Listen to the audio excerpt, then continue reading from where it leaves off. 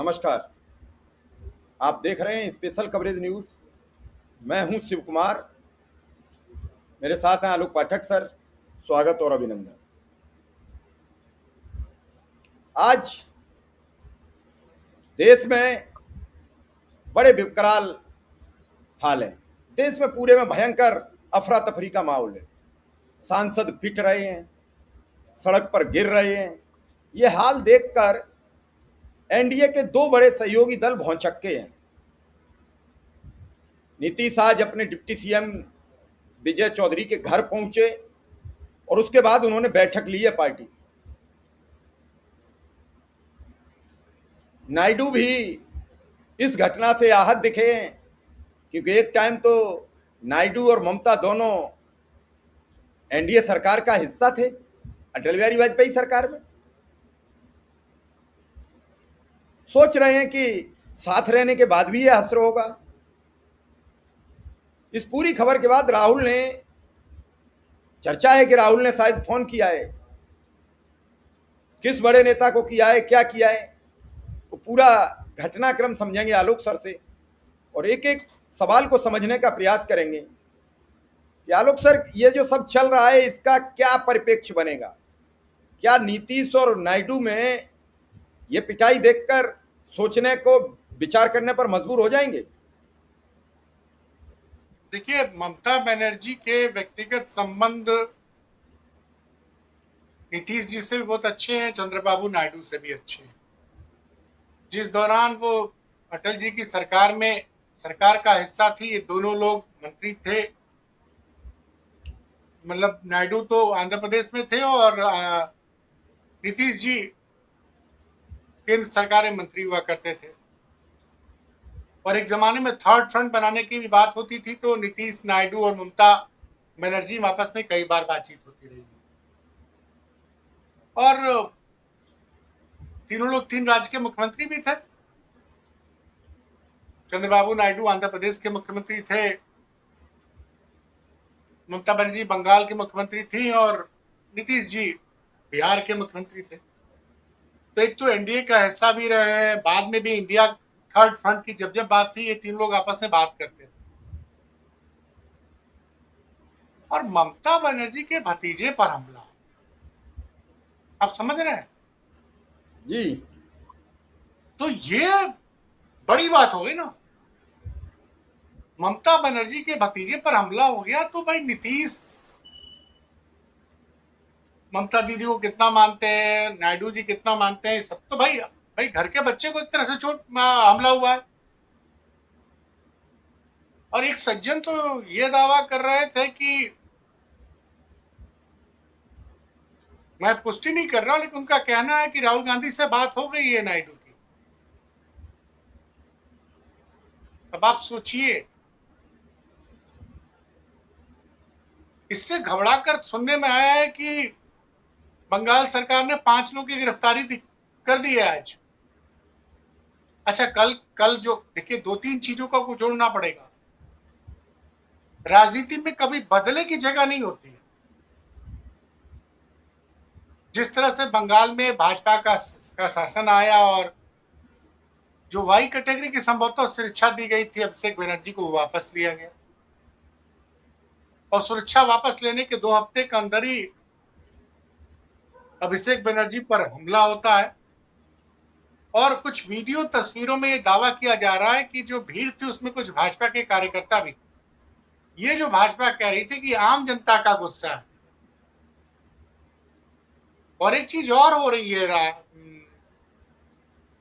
वो जो राबड़ी देवी का आवास जो खाली कराया जा रहा है ना, उससे भी लोग बता रहे हैं कि कहीं न कहीं नीतीश नाराज बताए जा रहे हैं।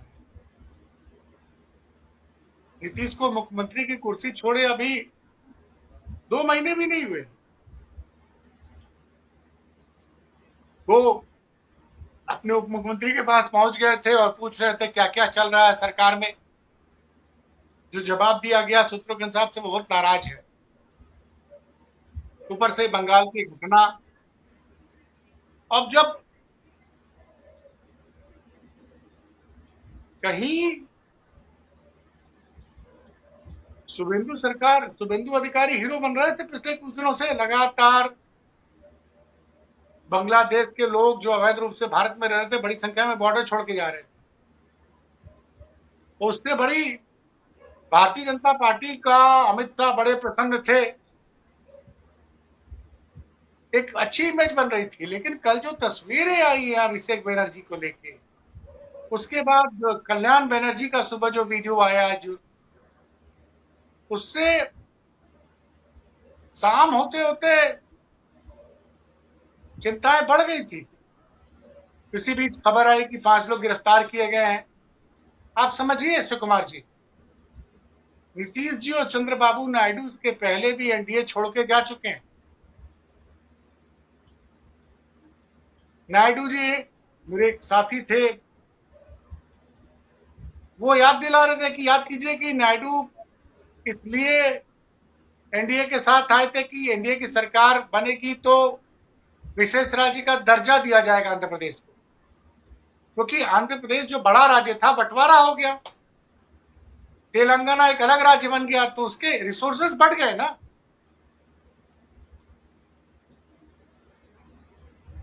तो ऐसी कंडीशन में अभी वो भी क्लियर नहीं हुआ, विशेष राज्य का दर्जा नहीं मिला, जिस आर्थिक पैकेज की उम्मीद कर रहे थे वो नहीं मिला। अच्छा, दूसरा जो एक चीज और है कि जिस तरह से राहुल गांधी आजकल शायद प्रियंका गांधी के दबाव से या किसी की वजह से बड़ी ताबड़तोड़ फैसले ले रहे हैं, राजनीतिक फैसले ले रहे हैं। जैसे सतीशन को उन्होंने केरल में मुख्यमंत्री बना दिया, प्लस टीवीके को समर्थन देने का फैसला कर दिया, डीएमके के साथ गठबंधन तोड़ दिया। और सुनने में यह भी आ रहा है कि भारतीय जनता पार्टी भी, जैसे ही कांग्रेस और डीएमके का गठबंधन टूटा है, अभी तक इसकी घोषणा नहीं हुई है, लेकिन भारतीय जनता पार्टी की नजर भी डीएमके के 29 सांसदों पर है। तो देखिए, जब आप इस तरह की चीजें करेंगे, अभी कुछ ओपन नहीं हुआ है, तो चंद्रबाबू नायडू और नीतीश का साथ आने की खबर तो सबको पता है, दोनों लोग के बहुत अच्छे संबंध हैं। और इंडिया गठबंधन की बड़ी बैठक होने वाली है। ममता बनर्जी अब इंडिया गठबंधन की बैठक में बढ़ चढ़ के हिस्सा ले रही हैं। ममता बनर्जी का एक बयान बड़ा इमोशनल बयान था। हॉस्पिटल में कल उन्होंने संवाददाताओं से बात करते हुए कहा कि अगर अभिषेक ने हेलमेट नहीं पहना होता तो जिस तरह से पत्थर फेंके जा रहे थे, अभिषेक की जान भी जा सकती थी। ये बयान आप सुनिए शिव कुमार जी। उन्होंने कहा कि अभिषेक ने हेलमेट नहीं पहना होता तो बड़ा हादसा हो सकता था। और आज जो वीडियो है, कल्याण बनर्जी के भी सर पे कोई चीज लगती है, वो गिर जाते हैं। तो इन दो दृश्यों से नायडू और नीतीश बड़े नाराज बताए जा रहे हैं। और नीतीश का तो आप जानते ही हैं कब उनका मन पलट जाए।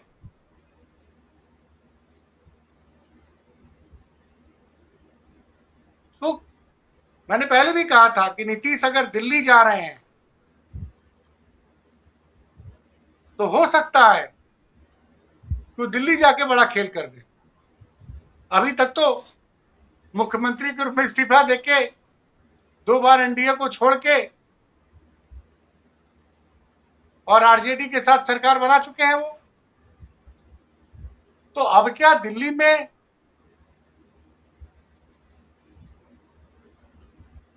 कांग्रेस जो है नीतीश को आगे करके,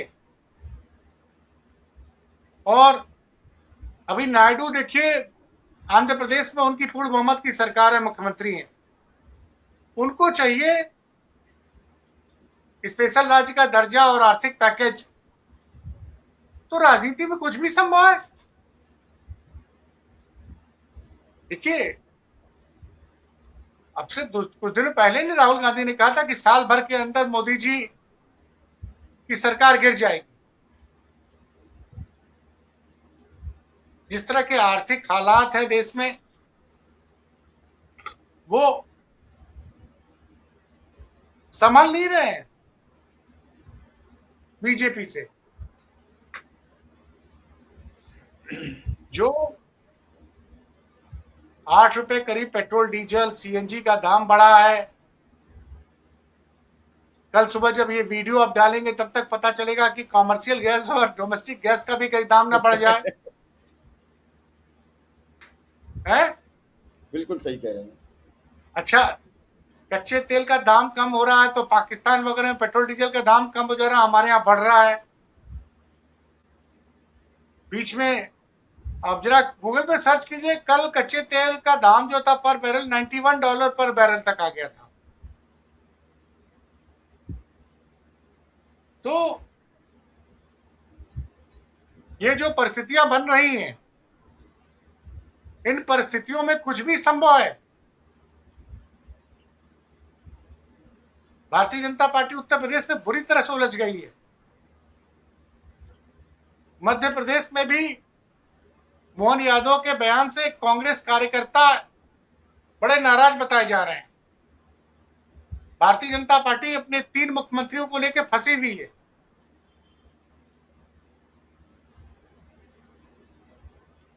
सत्ताईस में यूपी का चुनाव है,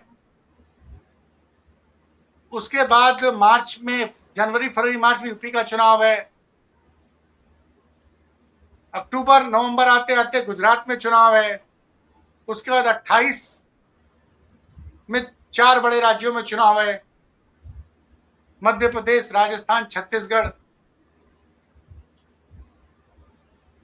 और तेलंगाना। सुनने में तो ये भी आ रहा है कि राहुल गांधी तेलंगाना में मुख्यमंत्री बदलने जा रहे हैं, रेवंता रेड्डी से भी नाराज बताए जा रहे हैं। और ये भी खबर आ रही है कि डीके शिव कुमार चूंकि मुख्यमंत्री बनाए गए हैं सामान्य कैटेगरी से, तो एक उप मुख्यमंत्री दलित समाज से बनाने की बात हो रही है और एक मुख्यमंत्री ओबीसी या दलित मुस्लिम समाज से बनाने की बात हो रही है। 3 उप मुख्यमंत्री की बात हो रही है।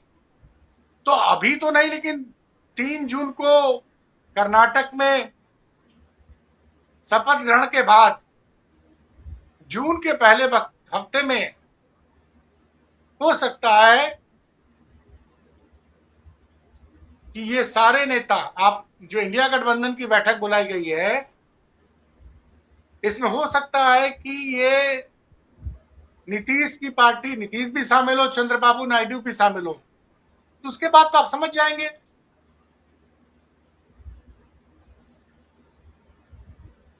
दूसरी तरफ बीजेपी ये कोशिश कर रही है कि बीजेपी को पता है कि चंद्रबाबू नायडू और नीतीश सब किसी भी दिन पलट सकते हैं, क्योंकि नीतीश सब दिल्ली आ गए।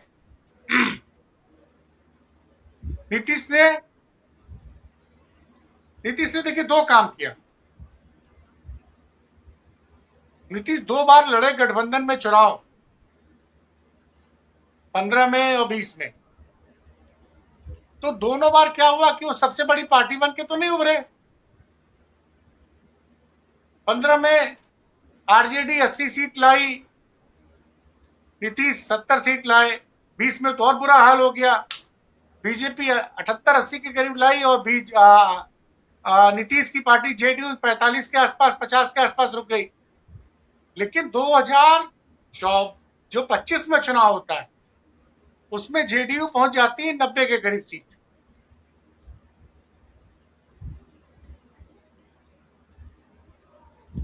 तब नीतीश ने फैसला लिया कि अब हमारी पार्टी मजबूत हो गई है और उन्होंने जनता के सामने एक उदाहरण प्रस्तुत किया कि हमको मुख्यमंत्री पद का कोई लालच नहीं, उन्होंने छोड़ दिया और एक बड़ा मैसेज गया है जेडीयू के समर्थकों में बिहार में कि नीतीश ने अपने बेटे को उप मुख्यमंत्री नहीं बनाया, अपने 2 पुराने वरिष्ठ साथियों को उप मुख्यमंत्री बनाया। और ये बोला कि सम्राट चौधरी अपने मन माफी कोई फैसला न लेने पाए, जो भी फैसला हो आम सहमति से हो। तो ये जो सब कुछ समीकरण बदल रहा है, इधर ऐसा मत समझिए कि मोदी शाह ने सिर्फ 5 लोगों की गिरफ्तारी नहीं कराई है शुभेंदु अधिकारी के जरिए, बल्कि ये लोग 2 और थ्योरी पे काम कर रहे हैं। इनकी कोशिश है कि टीएमसी के 28-29 सांसद, उसमें से अगर 20 सांसद टूट जाएं। दूसरा, ये चाहते हैं कि डीएमके जो है पूरी तरह से इंडिया गठबंधन से बाहर आ जाए।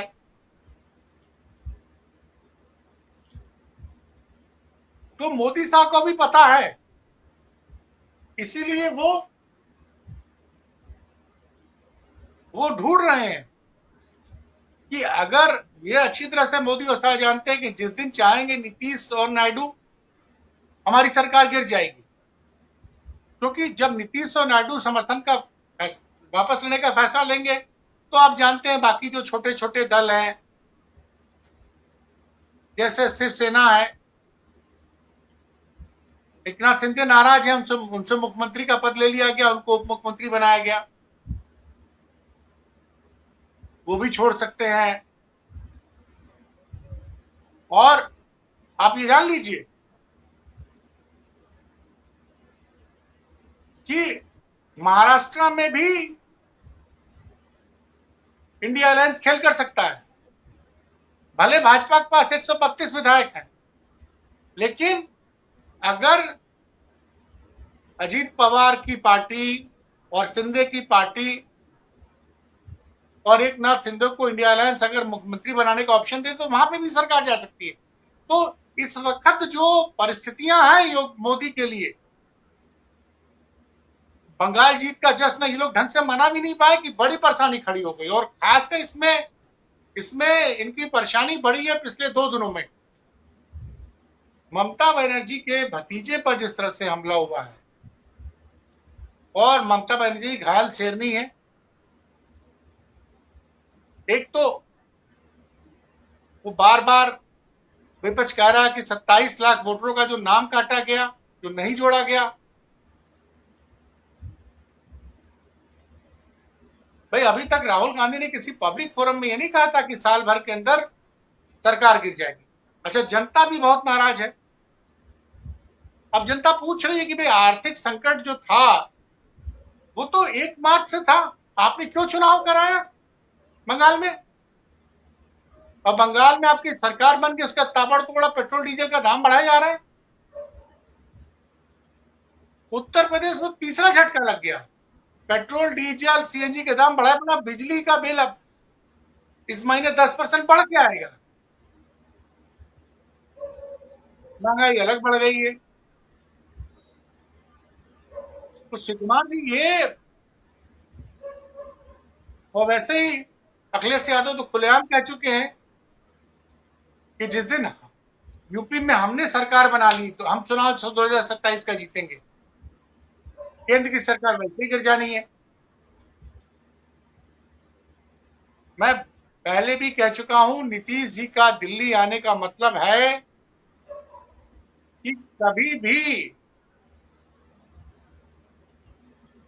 वो मोदी की रीत,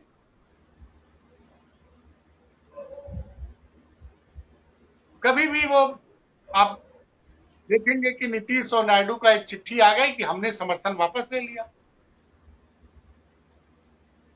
फिर शायद भाजपा को एक सांसद, अगर जैसे ही कोशिश कर रहे हैं टीएमसी को तोड़ने का, डीएमके इनको भी पता है, भी कोशिश कर रहे हैं, लेकिन क्या डीएमके इनके साथ आएगी?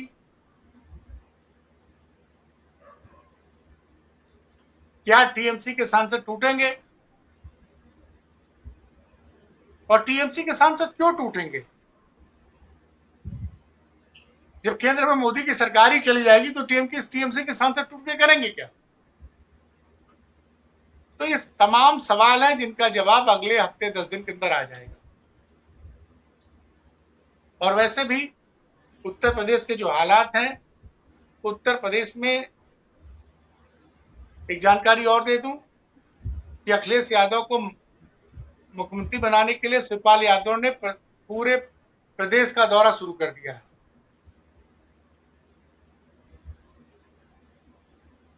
ये एक अंडरस्टैंडिंग हो गई है कि अखिलेश जी लखनऊ बैठ के मीटिंग करते रहेंगे, बीच बीच में दौरे करते रहेंगे और पूरे प्रदेश का दौरा शिवपाल जी ने करना शुरू कर दिया। लॉ एंड चलिए ऑर्डर की सर, जो सिचुएशन है, सवाल यह है कि क्या नीतीश नायडू इस गुस्सा को ठंडा करेंगे? अंतिम टिप्पणी छोटी सी एक।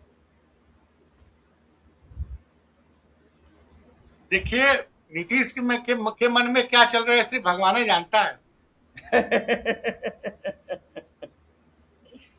आप तो बुझते ही हैं। अब तो जनेऊ का रहे। हाँ, और नीतीश के अखिलेश जी से बड़े अच्छे संबंध है। अखिलेश जी ने कहा था कि मैं तो चाहता था कि वो प्रधानमंत्री बने। उसी दिन से तो वो समस्या में आ गए हैं। कौन समस्या में आ गए? नीतीश जी किसी से बात ही कोई नहीं कर रहे हैं समस्या तब से। नहीं नहीं, तब से बात ही है नहीं कर रहे हैं वो। किसी बीजेपी के सार्वजनिक प्रोग्राम में नहीं दिखे हैं। न बंगाल शपथ भाई। ग्रहण में थे, न आसाम शपथ ग्रहण में थे। तो ये और तो कहीं नहीं कहीं देखिए मोदी आर्थिक मोर्चे पे परेशान है। वो सोच रहे हैं कि कहीं से नीतीश और ये जो 30-31 सांसदों का बैच एक साथ चला जाएगा। तो देखते हैं, नजर रखते हैं क्या होता है। राजनीति में वैसे कुछ भी संभव है।